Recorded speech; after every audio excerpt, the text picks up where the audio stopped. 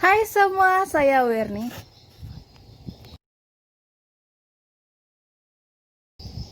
Hai semua, saya Werni. Terima kasih sudah nonton video saya.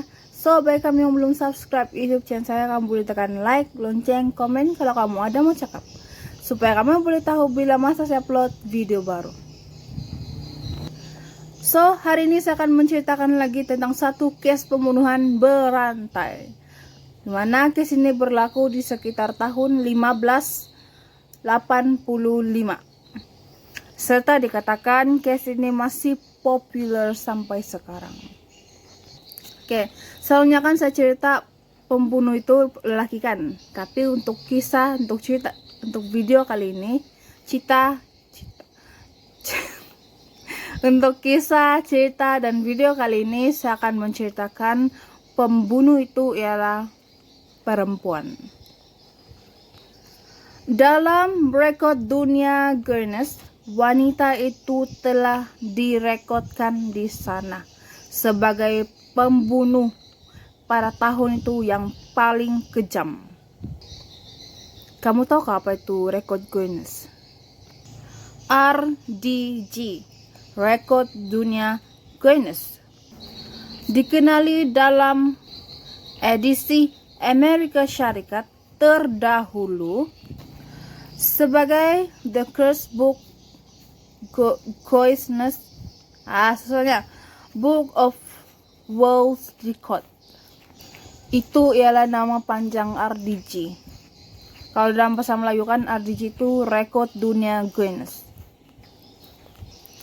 Buku ini akan dicatat dan diisi setiap tahun. Apakah yang dorang akan isi dalam buku ini? Setiap penulis yang akan menulis ataupun telah diwajibkan untuk menulis dalam buku ini, mereka akan mencatatkan kisah-kisah pencapaian manusia dari segi perkara-perkara yang real begitu, macam pembunuhan, macam penculikan, perkosaan, banyak langgar-melanggar ataupun potong-memotong ataupun orang terkepala ataupun yang cacat begitu, dorang akan rekod di sana di buku rekod Guinness dunia, rekod dunia Guinness. Ya, itulah. Selain daripada itu, RDG ini juga sering dicuri oleh orang-orang yang ada di Amerika Syarikat, dan dimana buku itu terletak macam di perpustakaan begitu, buku itu sentiasa dicuri. Sebab seperti yang saya cakap, dalam buku itu menceritakan kisah-kisah benar perbuatan pencapaian manusia-manusia every years. Buku ini telah ditulis oleh Jim Pattison Group. Lalu buku ini telah diterbitkan lagi pada tahun 1955. Oke. Kalau buku ini telah ditulis, dia punya tajuk, dia punya title buku rekod dunia. Artinya seluruh dunia itu kisah benar orang ada di buku itu. Mungkin orang yang terpilih sejarah yang ada senarai dalam itu. Contoh, ada punya negara Inggris, Arab, Portugis, Cina, Mandarin, Kroasia, Greece, Denmark, Belanda, Estonia, Finland, Prancis, Jerman, Greek, Hebrew, Hungary, Iceland, Italia, Jepun, Latvia, Norwegian, Poland, Rusia, Soviet, Slovak, Spanyol, Sweden, Turki, dan Bulgaria. Itulah info sedikit tentang rekod dunia Guinness. Apa itu RDG? Tanpa membuang masa, mari kita cerita. Di bagian barat laut Slovakia, selepas terjadinya runtuhan, kekalahan akhir, dan menjarah pada abad ke-18, bersebelahan di perkampungan Kasti, terdapat satu istana milik keluarganya Bathory. Kalau kamu ada tengok satu vlog di YouTube, ada satu orang nih, dia pergi, orang nih Indonesia, dia pergi di sana pada suatu hari, dan saya tengok dia punya vlog, sangat cantik, dia punya rekaan sangat cantik. Istana itu betul-betul ada dan sangat-sangat menyeramkan. Kalau kamu tengok, kamu tap saja dia punya dia punya tajuk saya nih di atas, kamu cek di YouTube, cantik dia punya tempat dia. Dimana istana itu diperbuat daripada limestone. Namun ada peribahasa mengatakan, jangan disangka air yang tenang tiada buaya. Begitu juga dengan istana itu. Jangan disangka istana itu sangat cantik dilihat. Bangunan dia seperti limestone. Namun, tahukah kamu kalau istana itu ialah tempat di mana pembantaian beratus-ratus wanita muda. Di mana ada satu kesaksian dari seorang yang tinggal berdekatan dengan istana itu. Every night mereka akan dengar suara tangisan, jeritan, yang jeritannya betul-betul macam rasa kesakitan begitu. Tetapi tiada orang yang tinggal di istana itu selepas kejadian itu terjadi. Nah, selepas kejadian itu terjadi, barulah banyak cerita-cerita seram, benda-benda yang dorang nampak ada yang berkeliaran di tempat itu. So, kalau kamu mau tahu cerita selanjutnya, stay tengok video saya karena kamu akan mendapat sesuatu yang menarik. Caste Castle merupakan sebuah istana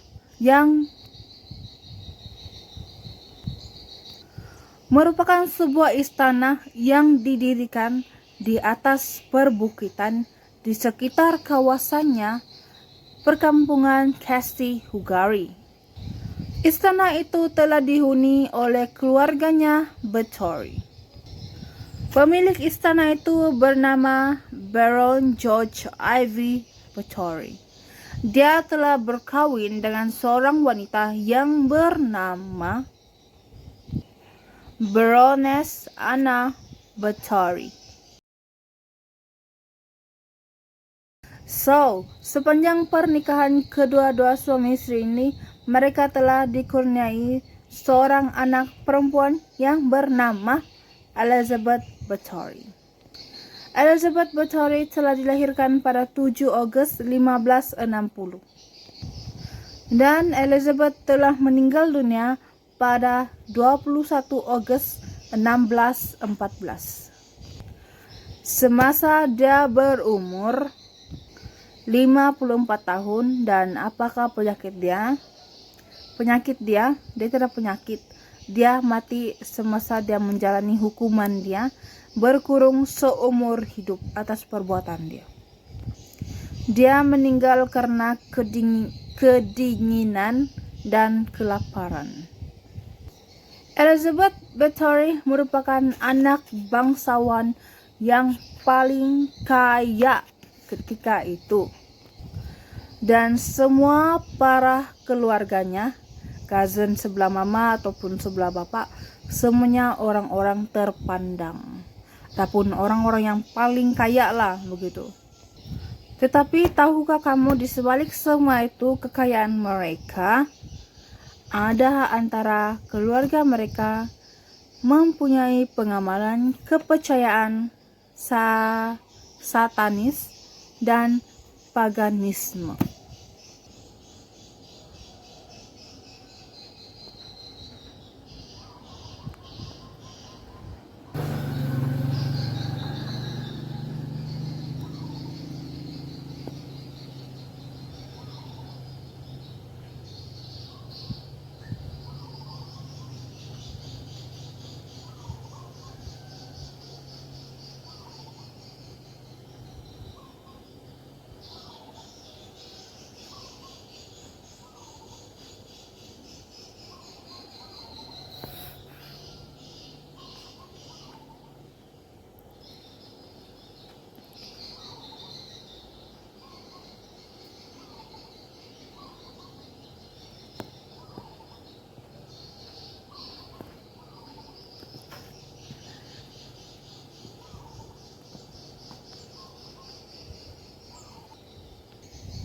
Oleh itu, Elizabeth juga mempunyai pengaruh tersebut.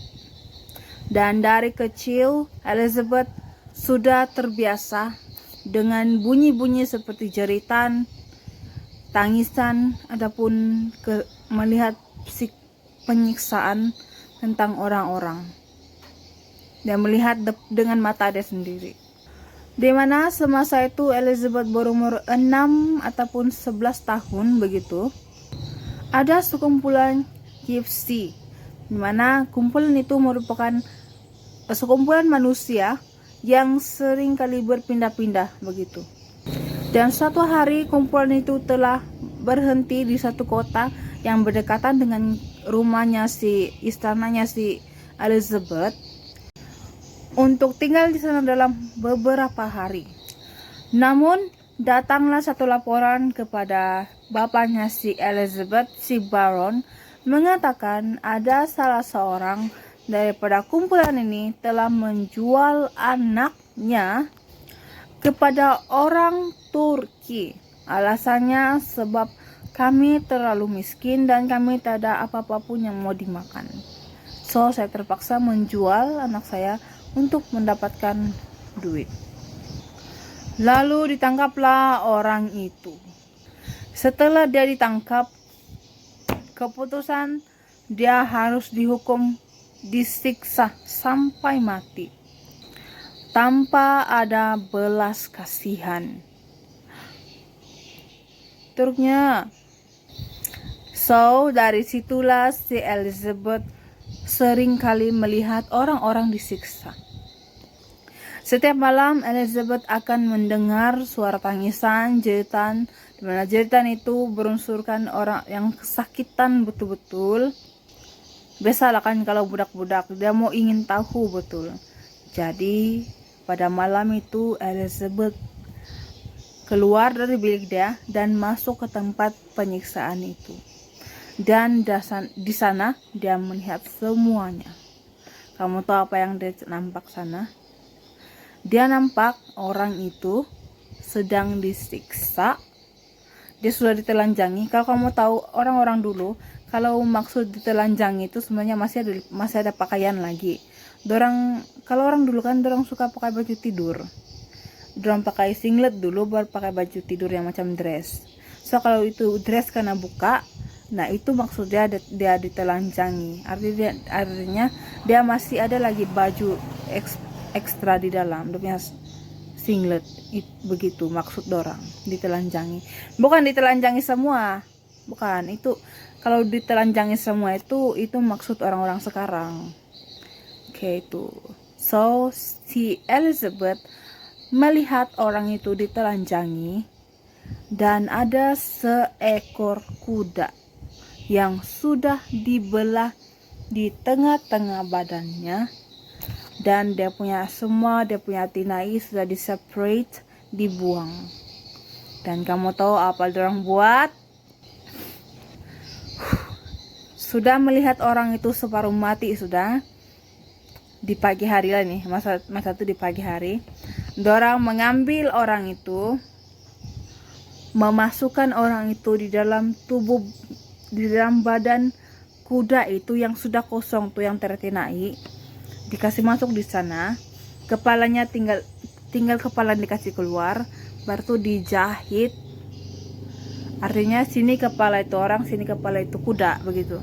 Dijahit mereka, dorong jahit. Baru tuh orang akan kasih sidai ataupun kasih jemur di tengah-tengah matahari itu sampai dia mati. Kamu tahu apa yang membuatkan dia mati? Satu, dia kepanasan. Kedua, dia mati sebab ulat-ulat yang memakan kuda itu, yang ada dalam tubuh badan kuda itu, juga makan itu. Dia punya tulang itu orang. Aduh, sakitnya itu. So, itulah yang dia nampak. Si Elizabeth nampak kalau ada penyiksaan dijalankan. Dan cara itu sangat populer. Maksudnya cara itu adalah hukuman yang selalu dilakukan di Hungary di masa itu. Masa kecil si Elizabeth penuh dengan perkara-perkara yang tidak bermoral. Selain itu, sekitar umur Elizabeth 14 tahun, dia telah dicadangkan untuk dikawinkan.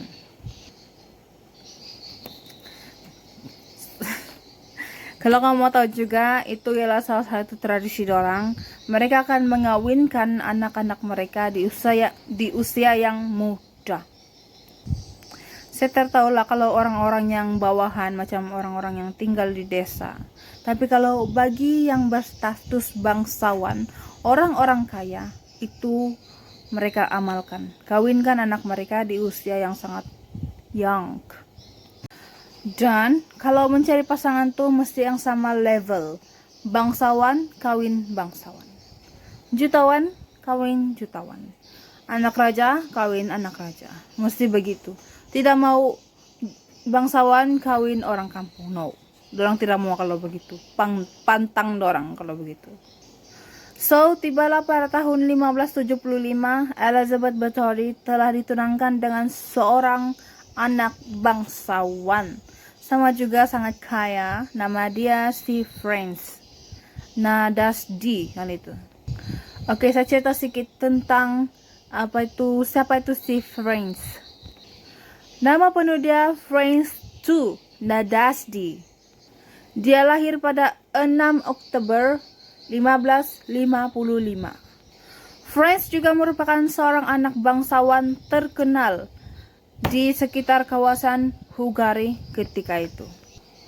Namun pada tahun 1571, Franz telah ditunangkan ataupun dia telah dijodohi dengan seorang wanita bernama Elizabeth Bathory, di mana Elizabeth juga seorang anak bangsawan terkaya, sama dengan level dia.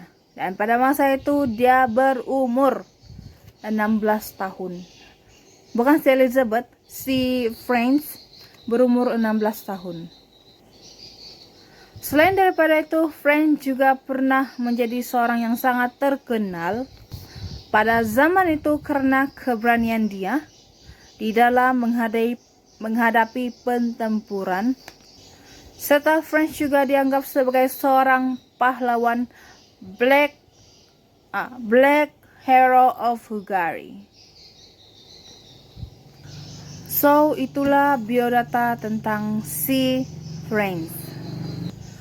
Dan pada masa mereka sah menjadi suami istri, pada masa itu si Franz, suami, berumur 20 tahun dan si Elizabeth berumur 15 tahun. Namun setahun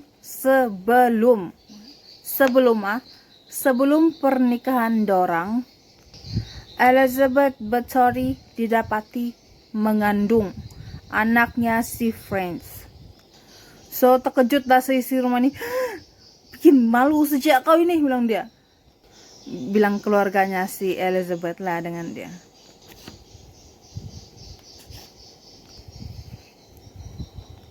Bikin malu keluarga sejak kau ini. Dengan itu Elizabeth harus melahirkan anak itu juga. So Elizabeth terpaksa dipindahkan di tempat tinggal yang lain untuk sementara waktu sampai dia melahirkan anak itu. Sampailah anak itu lahir, keluarga itu tetap malu. So terpaksalah mereka menyuruh seseorang untuk menjaga anak itu atau membesarkan anak itu. Dia tidak menyuruh Elizabeth untuk membesarkan anak itu karena mereka malu. So, sekitar tahun 1576, Elizabeth Bathory dan Franz Nadasdy berkawin. Elizabeth tetap menggunakan nama dia, Elizabeth Bathory, dan Franz dia menggunakan nama Bathory, Franz Bathory. Kemudian kedua suami istri ini tidak tinggal bersama keluarga yang lain, sama ada di sebelah perempuan ataupun sebelah lelaki, mereka tidak tinggal bersama. Namun mereka telah diberikan satu tempat perumahan ataupun tempat tinggal, di mana itu ialah istana Casti, istana limestone yang telah didirikan di sebuah perbukitan bersebelahan dengan perkampungan Casti. Sesudah itu, tahun-tahun pun berlalu, kedua suami istri ini pun diberikan 4 orang anak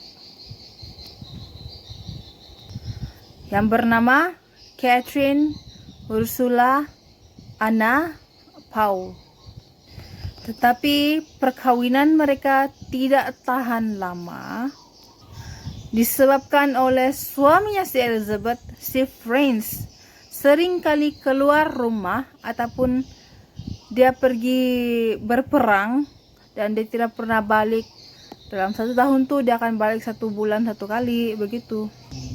Disebabkan pekerjaan dia dalam peperangan, itulah menyebabkan hubungan mereka dan tiada communication antara family begitu, tiada. Dengan itu tiada kawan si Elizabeth beromantis, dia pun stres. Dia mula hidup bebas. Contohnya hidup bebas nih macam dia sudah ada status berkawin, tapi dia masih lagi mencari lelaki lain begitu, berhidup bebas begitu. Tanpa pengetahuan suaminya, Elizabeth melakukan itu hampir 2 tahun lebih, sepanjang suaminya si Franz tiada di rumah.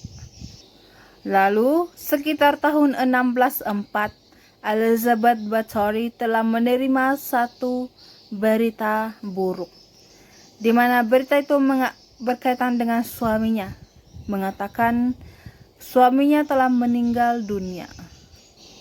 Kata kawannya si Franz, dia tiba-tiba pingsan di tengah-tengah medan pertempuran. Setelah dia dicek, dia sudah tidak bernafas dan sudah meninggal dunia. Dan pada masa itu ialah 4 Januari 1604. Tetapi Elizabeth tiada ada rasa sedih ataupun macam kehilangan seseorang. Karena semenjak suaminya tiada di rumah, dia sudah ada hubungan dengan orang lain, lelaki lain. Sama ada perempuan dengan lelaki, dia berhubungan. Itulah dia tidak rasa sedih apapun. Dia cuma fake face saja. Selain itu, Elizabeth juga memiliki two face. Di depan anak dia seorang yang sangat penyayang, tapi di belakang anak dia seorang yang sangat kejam. Kenapa anak-anak mereka tidak tahu perbuatannya si Elizabeth? Sebab mereka tidak tinggal bersama. Biarpun dalam satu kawasan istana, tapi mereka di-separate daripada ibu dorang. Satu, karena itu memang sudah tradisi orang-orang yang berada, takut mengacau ke apa begitu. Sebab itulah mereka tidak tahu sifat ibu dia sebenar. Disebabkan tidak amalan-amalan yang baik yang diajar kepada Elizabeth. Dengan apa yang dia lihat pekerjaan kedua ibu bapa dia juga terpengaruh sehingga dia bawa perkara itu sampai dia besar dan sampai dia sudah berkawin. Serta sebenarnya selepas dia sudah berkawin, dia telah melakukan perkara itu. Apakah itu? Disebabkan juga suaminya sering tiada di rumah, dia berasa sangat sunyi dan stres. Satu perkara yang membuatkan dia happy, yaitu menyiksa.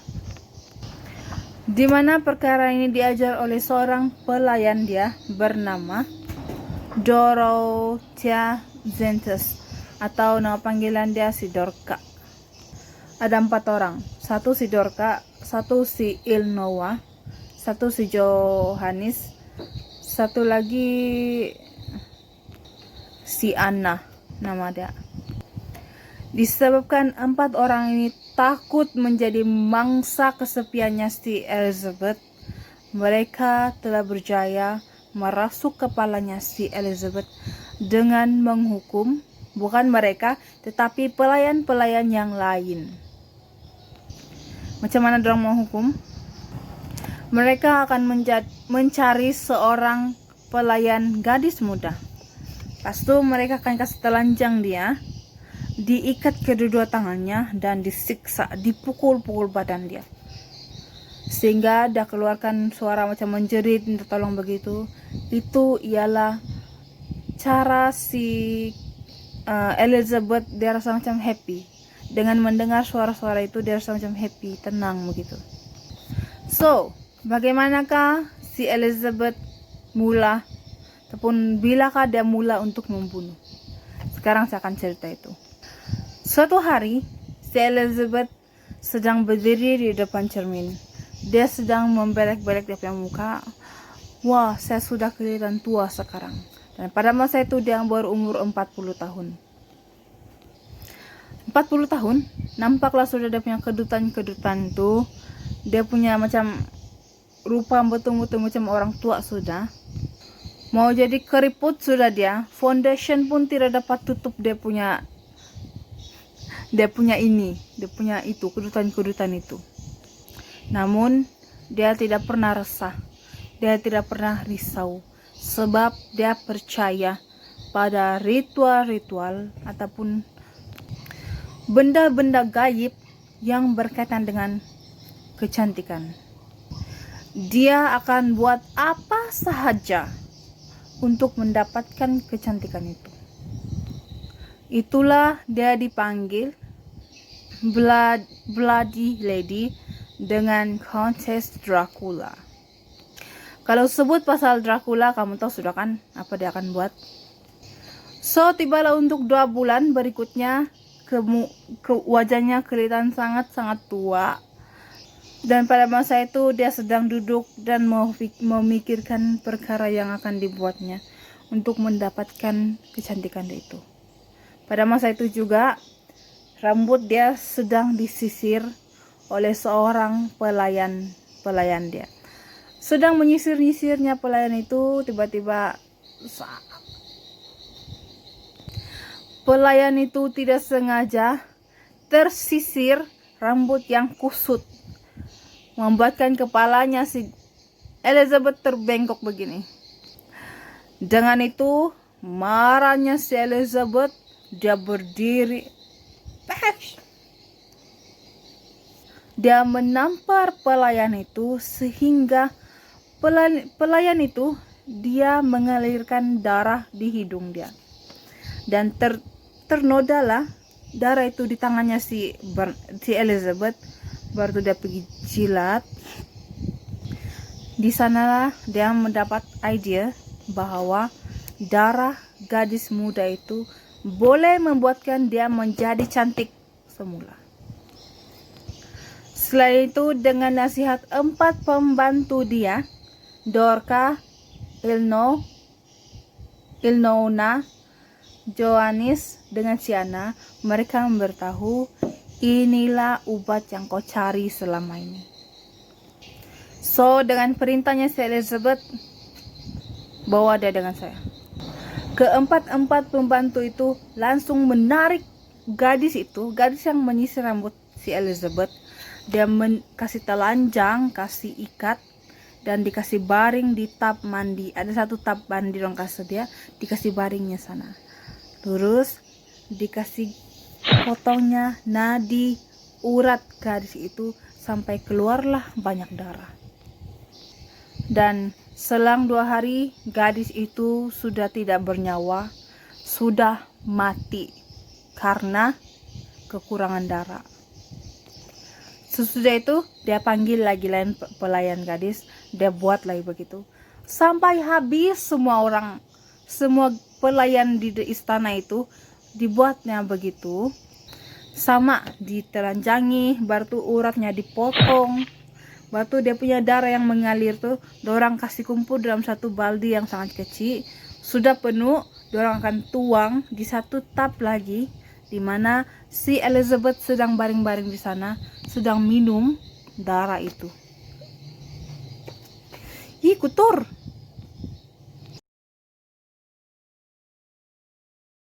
Semua pelayan gadis yang mereka bunuh, mayat itu mereka tidak kubur.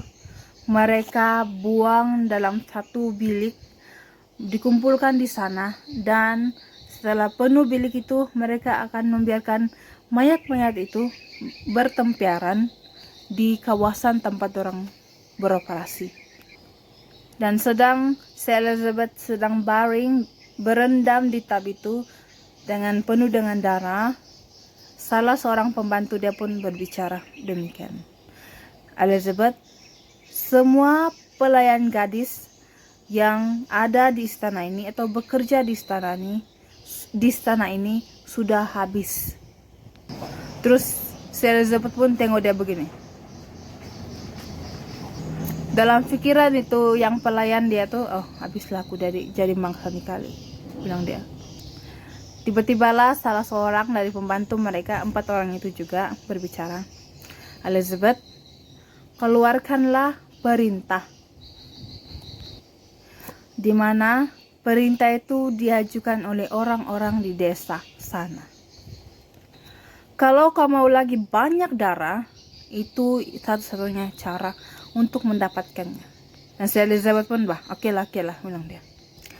Lalu keesokan harinya datanglah perintah yang diberitahu oleh pembantunya si Elizabeth kepada orang-orang di Castings. Demikian katanya, wahai semua penduduk kampung Castings, Elizabeth Bathory telah mengadakan satu pekerjaan terbuka yang hanya melibatkan gadis-gadis muda. Sesiapa antara kamu memiliki gadis-gadis muda dan ingin bekerja di istananya si Elizabeth, kamu boleh datang dan terus bekerja. Dengan senara yang sangat panjang, datanglah mereka di sana. So, macam biasa, dorang bukan bekerja, dorang menderma darah. Bukan derma sedikit sejak dorang derma sampai dorang mati. Dengan itu, semua gadis-gadis yang dorang panggil untuk bekerja itu pun hampir habis sudah. Elizabeth Bathory mengeluarkan lagi perintah kepada gadis-gadis bangsawan rendah untuk datang di istana dia. Setelah itu dengan banyaknya yang datang, habis juga dalam masa yang sangat singkat dorang bunuh. Lalu mereka pun mula menculik gadis-gadis muda. Macam biasa, mereka akan kasih telanjang, berarti dorang akan siksa kalau dorang melawan. Dia punya sini tuh dorang kasih potong supaya nadi dari urat itu mengalir darah dia. Dorang kasih takung di baldi terus supaya kalau penuh dorang bagi dengan si Elizabeth untuk diminum. Dan persoalannya, adakah Elizabeth Bathory akan ditangkap? Selepas sudah hampir 5 ataupun 4 tahun begitu, dia menjalankan kejahatan dia nih. Membunuh gadis-gadis muda untuk mendapatkan darah. Ini jawaban dia. Pada 30 Desember 1610, ada satu pasukan tentara yang dipimpin oleh George Churzo, di mana dia merupakan cousinnya Elizabeth Bathory. Dan pasukan ini telah menyerbu Castle secara senyap di malam hari. Kenapa penyerbuan itu dijalankan? Karena dia mendapat banyak sekali laporan tentang kehilangan gadis-gadis muda dan gadis muda bangsawan rendah yang dipanggilnya si Elizabeth tidak kembali lagi di tempat asal mereka. Lalu pada malam itu diserbulah istana itu pada malam hari. Kamu tahu apa yang mereka jumpa di sana? Setelah mereka membuka gerbang istana, bau mayat yang sudah membusuk itu sangat kuat bau dia. Baru tuh mereka telah menemui satu bilik yang penuh dengan mayat gadis yang sudah pucat silver kehabisan darah. Mereka juga menemui ada sebilangan kira-kira 60 orang yang masih hidup ditahan dalam penjara untuk menunggu giliran. So, tibalah mereka di bilik tempat mereka operasi. Mereka melihat banyak darah yang berkelimpahan, hampir banjir tempat itu. Dan mereka juga melihat banyak gadis yang bertempiaran yang sudah mati, dan ada yang masih nyawa ikan dalam tub mandi dan yang sedang diikat. Dan menurut laporan ada satu mayat, bukan satu, hampir semua mayat itu tubuh badan mereka semua dikarit-karit potong-potong karena mau darah, garit-garit begitu. Bayangkan kalau kau di tempat itu, kau pijak sebelah sini pun ada darah, kau pijak sebelah sana pun ada darah. Kalau bagi orang yang takut darah tuh sudah pingsan di sana. Bukan ada darah saja, mereka melihat sendiri ada mayat yang sedang berbaring. Dalam satu bilik pun ada penuh dengan mayat, di mana mayat itu kelihatan sangat pucat dan menakutkan. Bau yang sangat kalak tong sampah.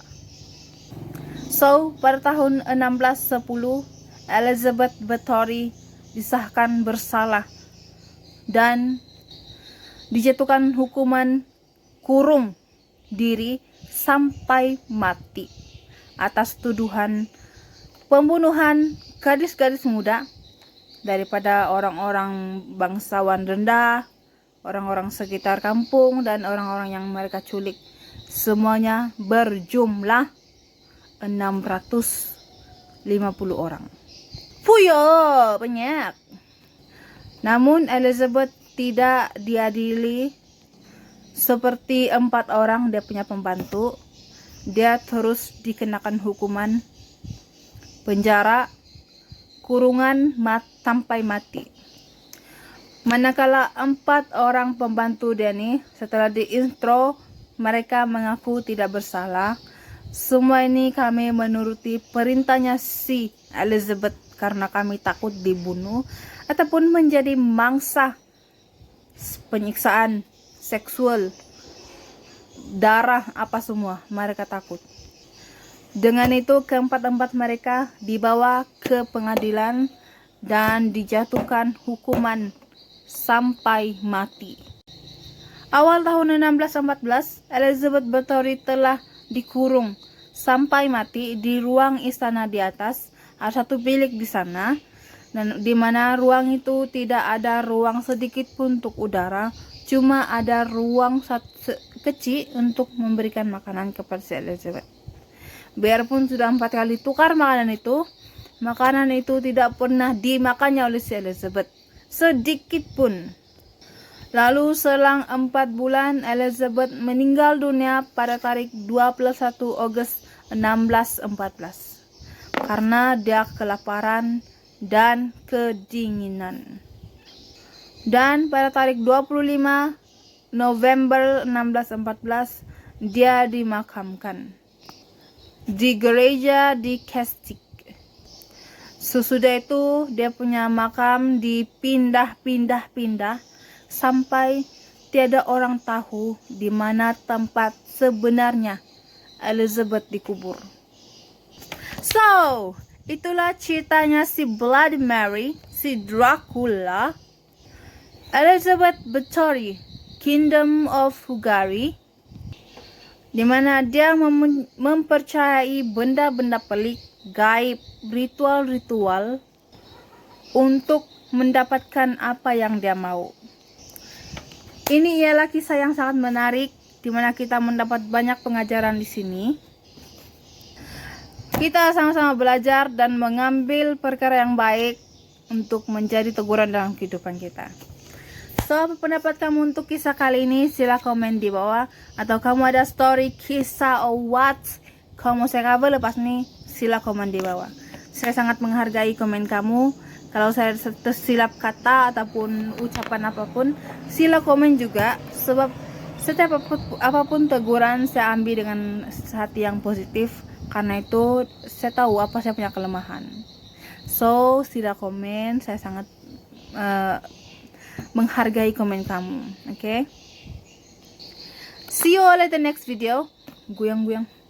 See you all in the next video. Saya Werni. Thanks for watching. Dadah! See you out.